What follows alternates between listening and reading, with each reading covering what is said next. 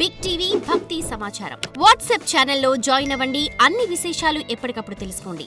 అమ్మ, ఆజ్ఞా చక్రం యొక్క విశిష్టత, మరి ఈ ఆజ్ఞా చక్రాన్ని యాక్టివేట్ చేసుకోవాలి అని అంటే ఎలా సాధన చేయాలి? ఆజ్ఞ దాంట్లోనే ఉంది. ఏంటంటే మనకి మొత్తం అన్ని కమాండ్స్ ఎక్కడి నుంచి వస్తాయంటే అక్కడి నుంచే వస్తాయి. ఈ కమాండ్ అంటే ఏంటి అంటే ఇక్కడ అసలు నిజంగా కూడా దీన్ని సాధన చేయడానికి అక్కడ అధిష్టాన దేవత ప్రసాద్ శివుడు, శివయ్య అవడం వల్ల ఆయన పూర్తిగా జ్ఞానంకి సంబంధించింది. దానికి తోడు అది కాలం. అందుకే చూడండి మనకి 3 కళ్ళు ఉంటాయి. ఈ ఆజ్ఞాచక్ర సాధన అంటే ఏంటంటే ఈ 2 కళ్ళు అంటే మీరు ఎప్పుడైనా కళ్ళుతో చూడాలట, కానీ చూసింది ఏది కూడా ఏం చేయకూడదు, మనసుతో చదవాలని అంటే ఊరికి చూడాలంతే. ఎందుకంటే సాక్షిలా ఉండాలి తప్ప దాన్ని మన లోపలికి ఎప్పుడు తీసుకోకూడదు. ఆ సాక్షిలా ఉండి మన లోపలికి తీసుకోకూడదు అంటే అది అసలు ఈజీ కాదు. ఎందుకంటే చూడగానే ఫస్ట్ మనం దేనికి ఎక్కిచ్చేస్తాం, మైండ్కి ఎక్కిస్తాం.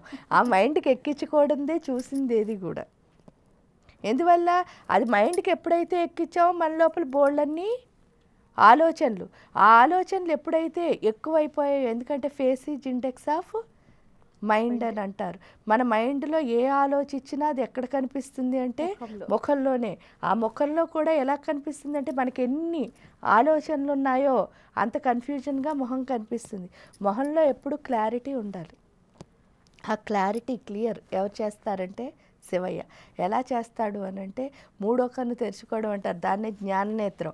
ఈ 2 కళ్ళు చూసింది మైండ్కి ఎక్కకుండా ఉండాలి అంటే 3వ కన్ను అన్నది తెరుచుకోవాలి.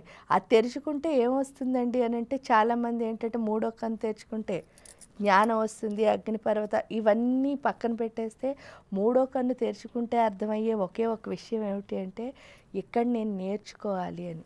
అప్పటి వరకు మనకు అబ్జర్వేటరీ స్కిల్స్ అన్న ఉండవు.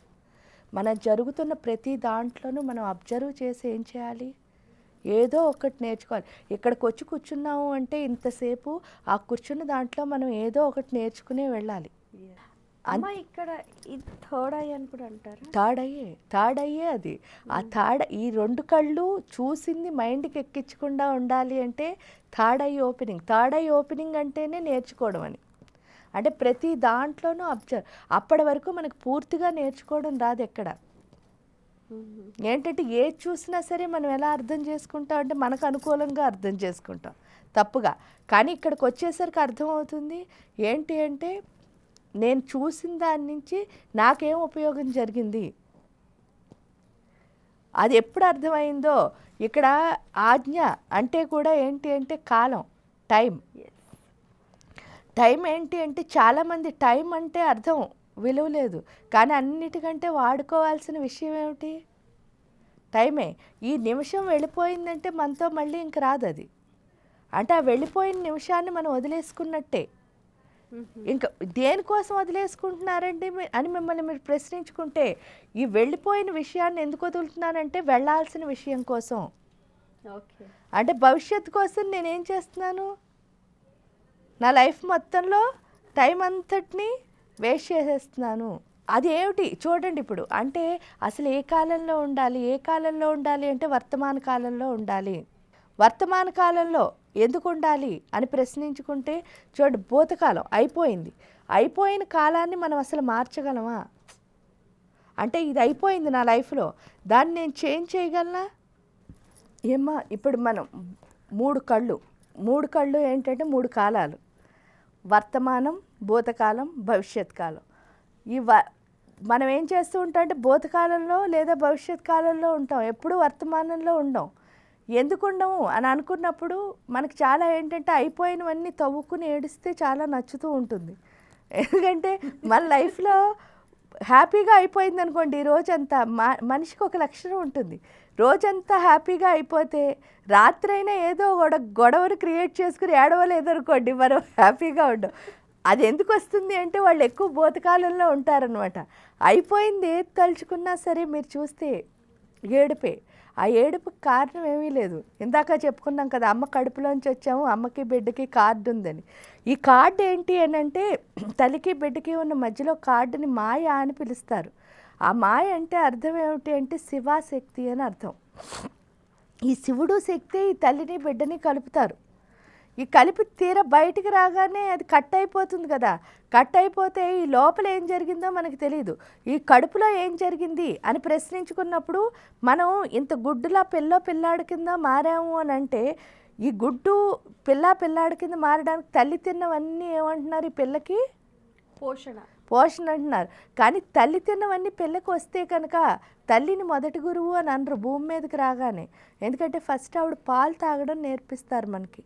పాలు తాగడం నేర్పించారంటే లోపల మనకి ఏది సంగ్రహించడం రాదనే కదా అర్థం, ఏది తీసుకోవడం రాదని.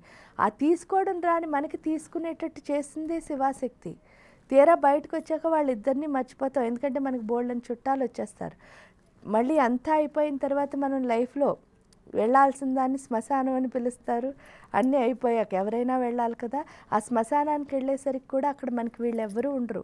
ఈ బిడ్డలు ఉండరు, ఈ తల్లి తండ్రి ఉండరు, ఈ చుట్టాలు ఎవ్వరూ ఉండరు, ఫ్రెండ్స్ కూడా ఉండరు. ఎవరుంటారు అంటే మళ్ళీ అదే శివాశక్తి అక్కడ ఉన్నారు.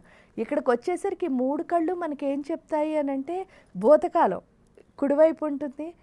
ఆ భూతకాలానికి అధిపతి ఎవరు అంటే భూతనాథుడు రుద్రుడు.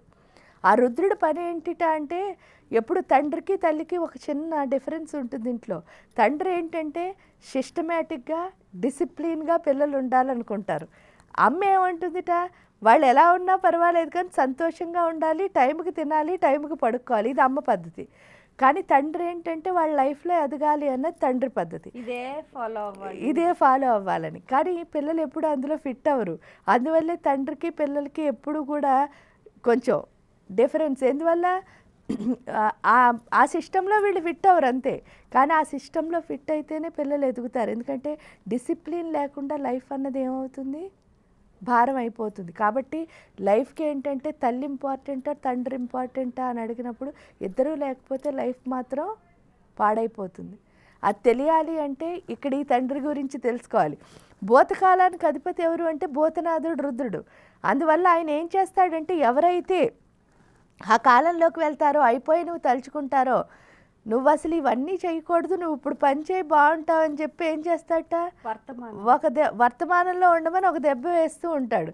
వేసేసరికి మనకేమొస్తుంది, ఏడుపు వస్తుంది. ఎందుకంటే డిసిప్లిన్గా లేం కదా మరి. అందుకని ఆ డిసిప్లిన్ ఇవ్వడానికి ఒక దెబ్బ వేసేసరికి ఏడుపు వస్తుంది. ఇంకా భవిష్యత్తుకి వెళ్ళేసరికి ఏంటంటే మహామాయ అంటే రేపు ఏం జరుగుతుందో మనకి ఈరోజు తెలియదు.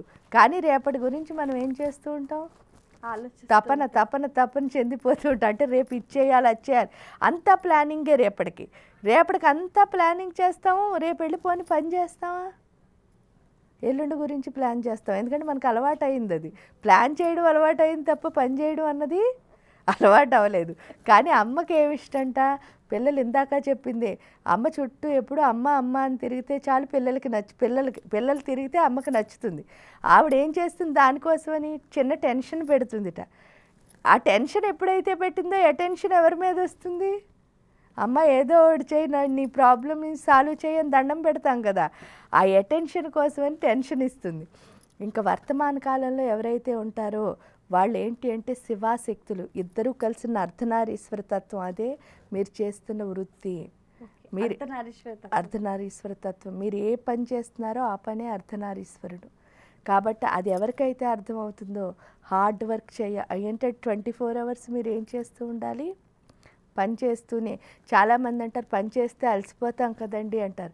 మీకు ఇష్టమైన పని చేస్తే మీరు ఏమవరు, అలసట రాదు. అదే ఒకటేంటి, మీకు ఇష్టమైన పని చేస్తే మీకు నిద్ర రాదు, మీకు ఇష్టమైన పని చేస్తే మీకు ఉత్సాహం వస్తుంది. అందుకే సరస్వతికి ఉన్న లక్షణం ఏమిటి అంటే, చాలామంది చదువుకుంటే టైర్డ్ అయిపోయానంటే, అయితే నీకు చదువు అంటే ఇష్టం లేదు. చదువుకుంటే అవ్వంది ఏంటి, టైర్డ్. ఎందుకంటే మీరు నిజంగా కనుక నీకు చదువు అంటే ఇష్టమైతే చదువుతో పాటు ఎవరు వస్తారు అంటే పార్వతి వచ్చేస్తుంది. పార్వతి మీకు ఏమిస్తుంది, ఎనర్జీ, ఉత్సాహం ఇస్తుంది. ఇంకా చెయ్యి అని చెప్తుంది పార్వతి. ఎప్పుడైతే ఇంకా చెయ్యి అంటుందో వెంటనే ఎవరు వస్తారు, లక్ష్మీ అమ్మవారు వస్తుంది. అంటే సరస్వతీదేవి ఒక్కతి ఉంటే చాలు, పార్వతి లక్ష్మి ఆటోమేటిక్గా వచ్చేస్తారు. అప్పుడు మనకి ఇంకా చెయ్యాలనిపిస్తుంది. అందుకని మీకు ఇష్టమైన పని ఏది చేసినా సరే ఆపాలనిపించదు. ఇంకా ఇంకా ఇంకా ఇంకా ఇంకా ఉత్సాహం వచ్చేస్తుంది. అది ఓన్లీ వర్తమాన కాలంలోనే ఉంటుంది, వర్తమాన కాలంలో ఉన్నవాడికి మాత్రమే ఉంటుంది. ఇప్పుడు నేను చేస్తున్న పని నేను ఎంజాయ్ చేస్తాను. ఎప్పుడు చేసామో నెక్స్ట్ పని ఏంటి అన్నావంటే వెంటనే ఇప్పుడు ఏమైపోతావు? అమ్మో నాకు నెక్స్ట్ ఈ పని ఉంది, ఆ టైం అయిపోయిందేమో, ఇవన్నీ ఆలోచిస్తే ఈ పని మనం ఏం చేస్తాం? పాడు చేస్తాం. అదే ఇప్పుడు చేస్తున్న దాన్ని ఇప్పుడు ఎంజాయ్ చేస్తూ వెళ్ళాం అనుకోండి, నెక్స్ట్ది కూడా మనం ఏమవుతుంది, 1 నిమిషం లేట్ అవుతుంది కానీ ఆ పని కూడా హ్యాపీగా అవుతుంది. అంటే ఎంజాయ్ చేస్తూ అవుతుంది. మీకు ఎంజాయ్మెంట్ లేనప్పుడు ఏది చేసినా వేస్టే. అందుకని వర్తమాన కాలంలో ఉంటేనే ఎంజాయ్మెంట్ అన్నది ఉంటుంది. ఎవరైతే ఎంజాయ్మెంట్తో చేస్తారో వాళ్ళ విధి అంటే ఏంటంటే ఫ్యూచర్ అన్నదాన్ని వాళ్ళు ఏం చేయగలరు? ప్రెడిక్ట్ చేయగలరు, మార్చుకోగలుగుతారు. అంటే వాళ్ళకి నచ్చినట్టు, వాళ్ళు అనుకున్నట్టు వాళ్ళ ఫ్యూచర్ని వాళ్ళు రూపుదిద్దించుకోగలరు. ఫేట్ అన్నది బ్రహ్మ రాశాడు అంటే మూలాధార చక్రంలో మీ యొక్క డెస్టినీని, అంటే మీ డౌట్లన్నీ క్లియర్ చేసుకుని మీ డెస్టినీని మీరు క్రియేట్ చేసుకుని ఈ భూమి మీదకి నేను ఎందుకు వచ్చాను అని ఎప్పుడైతే అర్థం చేసుకున్నారో మీ లైఫ్కి మీరే బ్రహ్మ. అంటే మీ ఫేట్ని ఎవరు రాస్తున్నారు? మనమే రాసుకుంటున్నాం. అంటే నా ఫేట్ ఎవరు రాయరు, నేనే రాసుకుంటా. ఎప్పుడు అంటే అది వర్తమాన కాలంలో ఉండే ఆజ్ఞాచక్రం ఎవరికైతే బాగా పనిచేస్తుందో అది కూడా మనకి ఇవ్వాల్సింది ఎవరంటే ఆ దీవెన శివయ్య. ఎప్పుడైతే శివుడు మనకు ఆ దీవెన ఇస్తాడో అప్పుడే మనకు అర్థమవుతుంది. ఏమని అని అంటే ఓహో నా నా నా యొక్క భవిష్యత్తుని ఎవరూ మార్చటం లేదు, నా భవిష్యత్తుని ఎవరు తప్పుగా రాయలేదు, నా కర్మ ఇంతే కాదు, నా కర్మని ఎలా కావాలంటే అలా నేను మార్చుకోవచ్చు. అక్కడికి వెళ్ళాక అది అర్థమవుతుంది. అది అర్థం అవ్వాలి అంటే వర్తమాన కాలంలో ఉండాలి. అది మనకు అనుగ్రహించాల్సింది కూడా ఎవరు అంటే శివయ్యే. అమ్మ ఇక్కడ ఆజ్ఞా చక్రం దగ్గర మనకు ఒకసారి ఆ చక్రం యాక్టివేట్ అవుతుంది, ఎనర్జీ వచ్చేస్తుంది. ఆ తర్వాత ఆ ఎనర్జీని ఎలా బ్యాలెన్స్ చేసుకోవాలి? అసలు ఎనర్జీయే మన బ్యాలెన్స్ చేస్తుంది. ఫస్ట్ మనం అర్థం చేసుకోవాల్సిన విషయం, ఎనర్జీని మనం బ్యాలెన్స్ చేయాల్సింది ఏమీ లేదు. ఒకటి ఏంటంటే ఇందాక చెప్పుకున్నట్టే మురిగుంట్లోంచి మురికి వస్తుంది అంటే అక్కడ ఉన్నది ఎనర్జీ కాదు, మనలో ఉన్న చెడు బయటకు వచ్చేస్తుంది. అప్పుడు ఇంబ్యాలెన్స్ అవుతాం. ఇంబ్యాలెన్స్ అయినప్పుడు మనం నిజంగా కనుక సాధన చేస్తున్నాం అనుకోండి, ఆ సాధనే ఇంబ్యాలెన్స్ని మనకు తెలియకుండా ఏం చేస్తుంది అంటే బ్యాలెన్స్ చేసేస్తుంది. అది అయ్యేలోపు నాకేదో వీళ్ళు ఏంటంటే అటు సాధన చెయ్యరు, అంటే ఎక్కువ ఎనర్జీ వచ్చేస్తోందని వాళ్ళు నిజంగా చెయ్యింది ఏమిటి? కరెక్ట్గా సాధన చేయట్లేదు. సాధన చేస్తే మాత్రం అసలు మీలో వచ్చిన ఇంబ్యాలెన్స్లు మీకు తెలియకుండానే ఏమైపోతాయి అంటే బ్యాలెన్స్ అయిపోతాయి. కాబట్టి ఎనర్జీ ఎక్కువ వస్తే వచ్చేది బ్యాలెన్సింగే. ఇంకోటి ఏంటంటే ఈ ఆజ్ఞాచక్రం దగ్గర ఎనర్జీ అంటే ఆ శక్తి అలాగే నిక్షిప్తం కావాలి అని అంటే ఎప్పుడు బొట్టు ఇక్కడ పెట్టాలి అని అంటారు, నిజమేనంటారా? అది నిక్షిప్తం అవ్వాలి అంటే మీరు యోగ సాధన ఏ సాధన చేసినా అది నిక్షిప్తం అవుతుంది. బొట్టు ఎందుకు పెడతాము అని అంటే నిజంగా చెప్తే ఎరుపు అనే కలర్ ఏం చేస్తుంది అంటే ఫస్ట్ లోపలికి వెళ్లకుండా ఆపేస్తుంది. అంటే ఏమిటి అంటే మన లోపలికి చెడ్డ ఆలోచనలు ఏమీ వెళ్లకుండా ఈ ఎరుపు ఏం చేస్తుంది? స్టాప్ చేసేస్తుంది. ఇక్కడ ఎప్పుడైతే మంచి ఎనర్జీ వచ్చిందో అదేం చేస్తుంది అంటే ఈ ఎరుపు అన్నది మనకిను ఆ చెడ్డ అంటే దాన్ని దూరం చేసి లోపలికి రాకుండా చేస్తుంది. ఆ బొట్టు పెట్టుకోవడంలో ఉన్న రహస్యం ఏమిటి అంటే మన ఆలోచనలు ఇళ్ళల్లా తిరుగుతూ ఉంటాయి కదా, ఆ తిరుగుతున్న వాటిని ఒక చోట స్టాప్ చేసి, ఎందుకంటే మన దృష్టి ఏకాగ్రత ఫోకస్ ఎప్పుడైతే మనం అనుకున్న దాని మీద పెట్టగలిగామో అప్పుడే ఏదైనా సాధించగలుగుతాం. ఆ ఫోకస్ అన్నదాన్ని మనం సాధించడం కోసం ఈ బొట్టు పెట్టుకుంటాం. సో అయితే శివయ్యని మనం సాధన చేస్తే సరిపోతుంది ఆజ్ఞాచక్రానికి సంబంధించి. For more videos like this, subscribe Big TV channel.